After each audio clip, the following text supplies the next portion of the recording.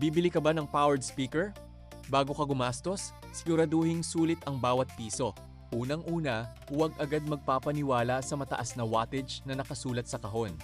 Mas mahalaga ang malinaw na tunog, matibay na pagkakagawa at totoong performance kaysa sa malalaking numero sa marketing. Pangalawa, pumili ng brand na matagal nang ginagamit ng mga sound technician at performers. Ang mga subok na brand ay kadalasang may mas maaasahang kalidad, mas madaling hanapan ng piyesa, at may magandang after-sales support. Pangatlo, pakinggan mismo ang speaker kung posible.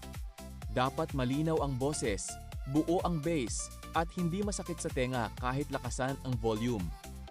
Kung madaling mag-distort ang tunog, mag-isip muna bago bumili.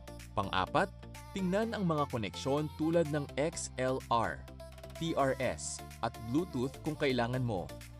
Siguraduhing tugma ito sa gamit mo ngayon at sa mga plano mong kagamitan sa hinaharap. At panghuli, basahin ang mga review ng totoong gumagamit, hindi lang ang mga advertisement. Mas mapagkakatiwalaan ang karanasan ng mga taong matagal nang gumagamit ng produkto. Tandaan, ang pinakamahusay na powered speaker ay hindi palaging pinakamahal. Ito ang speaker na nagbibigay ng malinaw na tunog, matibay na kalidad at maaasahang performance sa loob ng maraming taon. Bumili ng matalino para hindi sayang ang iyong pera.